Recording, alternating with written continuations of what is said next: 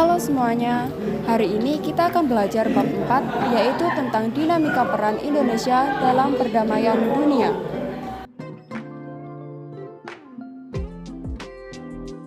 Perdamaian dunia merupakan salah satu cita-cita yang ingin diwujudkan negara Indonesia. Peran Indonesia dalam mewujudkan perdamaian dunia dilakukan melalui hubungan internasional dengan negara-negara lain.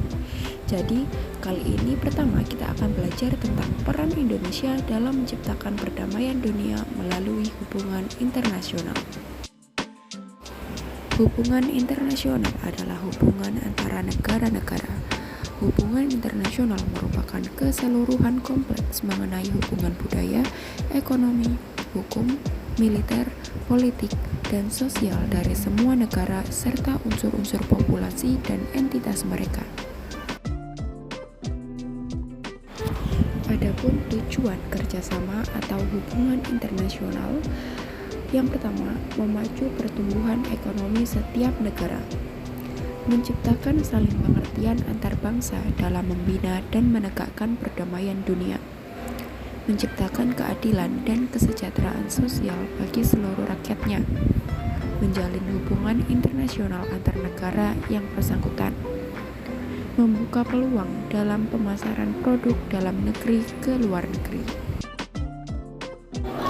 Hubungan internasional memiliki asas-asas yang harus ditaati oleh negara di dunia.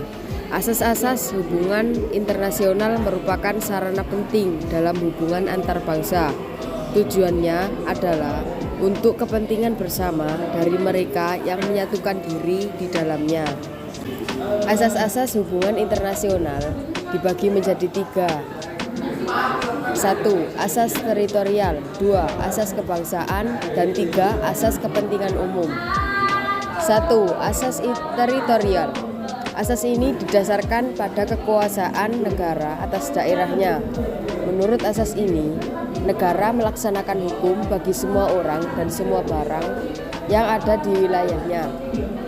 Adapun terhadap semua barang atau orang yang berada di luar wilayah tersebut dan berlaku hukum asing. 2. Asas kebangsaan. Asas ini didasarkan pada kekuasaan negara untuk warga negaranya. Menurut asas ini, setiap warga negara dimanapun ia berada tetap mendapat perlakuan hukum dari negaranya. Asas ini mempunyai kekuatan eksteritorial. Artinya, hukum dari negara tersebut tetap berlaku juga bagi warga negaranya, walaupun berada di negara asing. 3. Asas kepentingan umum.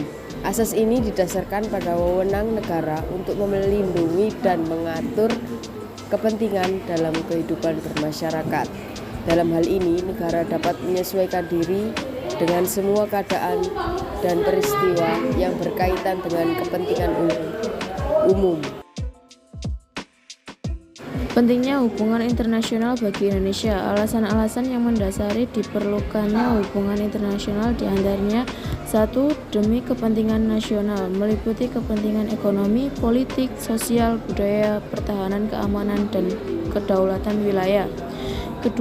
Upaya memelihara perdamaian dunia, meliputi penyelesaian konflik secara damai dan membuat perjanjian damai.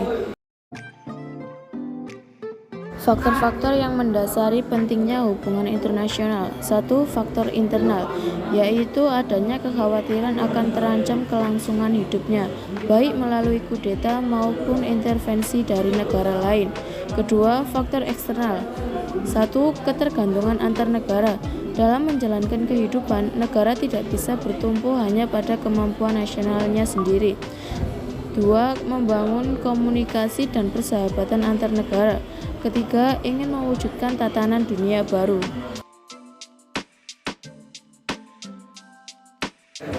Politik luar negeri Indonesia dalam menjalin hubungan internasional. Menurut Undang-Undang Nomor 37 Tahun 1999, politik luar negeri adalah kebijaksanaan, sikap, dan langkah pemerintah Republik Indonesia yang diambil dalam melakukan hubungan dengan negara lain, organisasi internasional, dan subjek hukum internasional lainnya dalam rangka menghadapi masalah internasional guna mencapai tujuan nasional.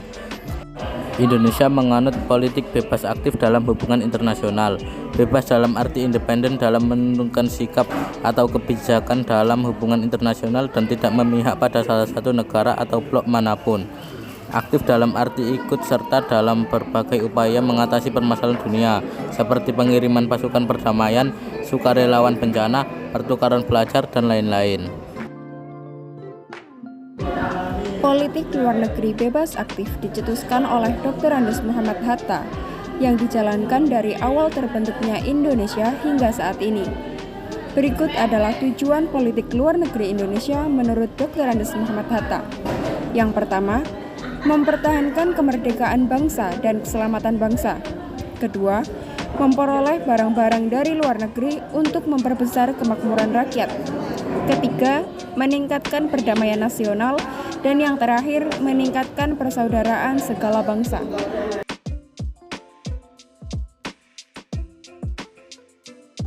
Peran Indonesia dalam menciptakan perdamaian dunia melalui organisasi internasional. Peran serta Indonesia dalam Perserikatan Bangsa-Bangsa PBB. Perserikatan Bangsa-Bangsa PBB atau United Nations adalah organisasi internasional yang merupakan perkumpulan sebagian besar negara yang ada di dunia. Organisasi ini bertujuan untuk mewujudkan perdamaian dunia dan mengadakan hubungan kerja sama antar negara anggota. Tujuan pembentukan PBB dibagi menjadi 6 bagian. Yang pertama, memelihara perdamaian dan keamanan internasional. 2. Memajukan hubungan persahabatan antar bangsa. 3. Mewujudkan kerjasama internasional dalam memecahkan persoalan. 4. Menjadikan PBB sebagai pusat usaha dalam merealisasikan tujuan. 5. Mendorong untuk menghormati hak asasi manusia dan kemerdekaan. 6. Menjadi pusat penyesuaian dalam melakukan tindakan bangsa-bangsa untuk memelihara keamanan dan perdamaian dunia. Adapun struktur organisasi PBB terdapat dalam bab 3 pasal 7 Piagam Perdamaian, terdiri atas Majelis Umum, Dewan Keamanan, Dewan Ekonomi and Sosial, Dewan Perwalian, Mahkamah Internasional, dan Sekretariat Umum. Contoh peran Indonesia dalam organisasi PBB. Pengiriman kontingen Garuda yang dilakukan Indonesia bersama dengan PBB. Yang kedua, kontingen Garuda ikut mewujudkan perdamaian di Bosnia, Irak, Iran, dan Afghanistan. Indonesia juga pernah membantu kekuasaan sementara PBB di Kamboja. Indonesia pernah ditunjuk sebagai Presiden Majelis Umum PBB. Indonesia juga pernah terpilih sebagai anggota tidak tetap di Dewan Keamanan PBB. Indonesia pernah dipilih sebagai Presiden Dewan Ekonomi dan Sosial PBB, dan yang terakhir Indonesia juga pernah terpilih sebagai anggota Dewan Hak Asasi Manusia PBB. Peran serta Indonesia dalam ASEAN. ASEAN didirikan pada tanggal 8 Agustus 1907 di Bangkok. Tujuan dibentuknya ASEAN: 1. Mempercepat pertumbuhan ekonomi, kemajuan sosial, serta pengembangan kebudayaan di kawasan ASEAN. 2. Meningkatkan perdamaian dan stabilitas regional. 3. Meningkatkan kerjasama aktif serta saling membantu dengan yang lain. Prinsip utama kerjasama ASEAN: 1. Menghormati kemerdekaan, kedaulatan, kesetaraan, integritas wilayah, dan identitas nasional seluruh negara-negara anggota ASEAN. 2. Mengedepankan penyelesaian sengketa secara damai. 3. Tidak ikut campur dalam negara-negara anggota ASEAN. Peran Indonesia di lingkungan negara-negara di kawasan Asia Tenggara. 1. Mengusahakan perdamaian antara pemerintah Filipina dan gerakan pembebasan Moro. 2. Pemrakarsa berdirinya ASEAN. 3. Ikut serta dalam menyelesaikan masalah Kamboja. 4. Tempat penyelenggaraan KTT ASEAN. 5. Mengajurkan penghargaan serta perlindungan terhadap HAM. 6. Penggagas komunitas keamanan HAM. Faktor Faktor utama keikutsertaan Indonesia bergabung dengan GNB adalah adanya kesesuaian prinsip GNB dengan politik luar negeri Indonesia yang bebas dan aktif. Dalam hal ini, Indonesia yakin bahwa perdamaian dapat tercipta jika tidak ada negara yang mendukung suatu fakta militer atau aliansi militer tertentu. Berikut adalah peran Indonesia dalam gerakan non-blok. Yang pertama, gagasan pembentukan gerakan non-blok. Pada tahun 1992, Indonesia berperan sebagai tuan rumah penyelenggara KTT dan Presiden Soeharto bertindak sebagai ketua GNB. Indonesia mencetuskan upaya menghidupkan kembali dialog Utara Selatan. Indonesia juga memprakarsai kerjasama teknik di beberapa bidang, misalnya bidang pertanian dan bidang kependudukan.